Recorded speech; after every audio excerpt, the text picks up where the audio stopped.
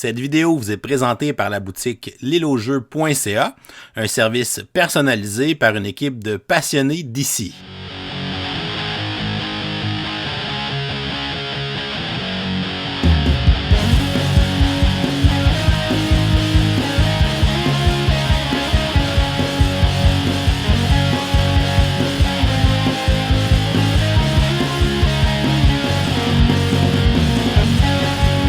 Salut les gamers, bienvenue à Professeur Board Game. On est en direct du Gen Con 2023. On est dans la salle de Hachette Game avec notre ami Joël de Randolph. Salut, ça va bien? Oui, ça va bien toi? Yes, comment se passe ton Gen Con? Ça va super bien. Moi, je sors Miller Zoo ici pour la première fois aux États-Unis. Voir la réaction des gens, c'est incroyable. Puis comment ça a été la réception? Là? Vous avez beaucoup de salles de démo ici. Là, Ben, c'est très, très bien. Les gens comprennent vraiment bien l'intention qu'on avait derrière le jeu. Ils voient que c'est un jeu fait pour les familles. Les enfants peuvent jouer. Il n'y a pas de temps mort dans le jeu. Fait que c'est très apprécié. Normalement, quand les gens l'essaient, ils l'achètent. Je suis bien content. Et tu peux nous en parler un petit peu plus? Qu'est-ce qui se passe dans le jeu? Puis je sais que c'est un jeu évolutif aussi. Oui, en fait, dans le jeu, on veut prendre soin des animaux. Et on gagne si on accueille tous les animaux du zoo. Hey, ça fait longtemps que je ne l'ai pas dit en français. Ça fait un petit break, hein? Ouais, c'est ça! Donc, le jeu, c'est vraiment d'essayer d'accueillir tous les animaux. Et si on n'a plus de ressources dans notre paquet de cartes, bien là, on a perdu la partie. Il va falloir travailler ensemble parce que le tour de jeu, c'est un tour commun d'équipe, c'est pas un tour de joueurs. Fait qu'on peut se coordonner ensemble pour essayer de résoudre l'espèce de casse-tête que le jeu va nous donner à chaque tour. Et si on réussit, on peut ouvrir une enveloppe avec des nouveaux animaux et des nouveaux pouvoirs pour les joueurs. Et comme ça, jusqu'à 25 scénarios dans la boîte, ce qui fait qu'on a vraiment une évolution tranquille qui va se faire avec les joueurs. Puis on s'est inspiré nécessairement de ce que Zombie Kids avait très, très bien fait avant nous pour faire un système qui rend le jeu de plus en plus intense pour les joueurs.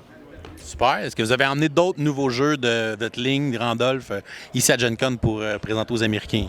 Oui, bien cette année, c'est une grosse année pour Randolph parce qu'on a voulu un peu rattraper le retard qu'on avait dans notre catalogue. Fait que oui, on a sorti Miller Zoo pour cette raison-là, puis on a aussi mis à jour les jeux. Fait que maintenant, dans les prochaines années, on va sortir comme moins de jeux. Là. Ça va être un peu plus calme.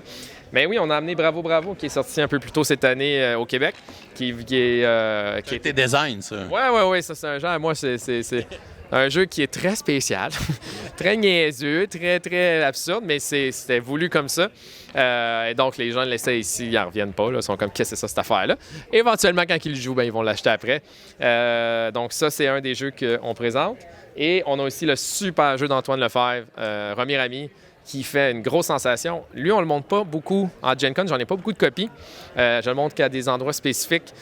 Puis là aussi, les gens comprennent super bien l'intention, c'est-à-dire, ils font « Hey, ça, je peux jouer avec ma mère. » Puis ça, c'est la phrase que j'aime entendre quand... J'ai dit la même affaire la première fois que j'ai joué. Ah ouais, ben c'est ça. Moi, c'est ma phrase préférée parce que ça a vraiment été fait. En tout cas, moi, quand j'ai vu ce jeu-là, je cherchais ça. Je cherchais un jeu très universel qui avait l'air d'un jeu classique, mais avec plein d'idées modernes à l'intérieur.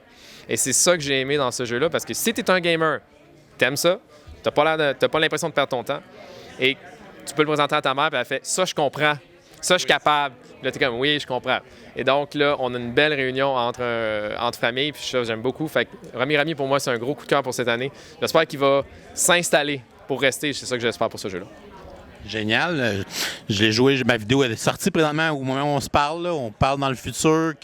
En tout cas, bref. À un moment donné, elle est sortie, elle est faite. On vous met le lien, le petit i en haut de la vidéo. Mais moi, je suis venu à Gen Con en voiture. Ouais. Un petit ride de 15 heures de voiture. Ouais, c'est parfait. Puis pour occuper notre ride de voiture, on a joué à Quiz de poche. Nice, ça a bien été? On a fait tous les niveaux. Pas tout à 3 étoiles, mais on a fait une première run. Là, où on a réussi à faire tous les niveaux dans l'auto. Ah, c'est malade. C'est drôle parce que nous, on jouait à des jeux de quiz quand on venait à Gen Con. Fait que le jeu a été un peu bâti sur le fait que c'est vraiment long venir à Gen Con en char. Puis honnêtement, je pense que ça a occupé genre plus que la moitié de notre trajet. Là. Nice. Fait que tu sais, c'est beaucoup d'heures de plaisir qu'on a eu, des fous rires. On a appris des affaires en même temps, puis on a vraiment eu du fun. Ouais. Barrer nos étoiles sur la carte quand on avançait. Puis on était vraiment, vraiment dedans. Là. On s'est donné à fond.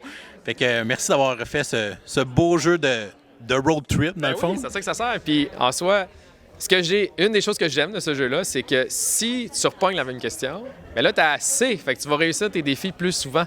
Donc, c'est pour ça que tu pourrais revenir dans 6 mois, laisser ton jeu dans ton char, puis là, refaire le jeu encore, puis probablement que tu vas avoir des meilleurs scores maintenant. Fait que enfin, savoir quelque chose sert à quelque chose dans un jeu.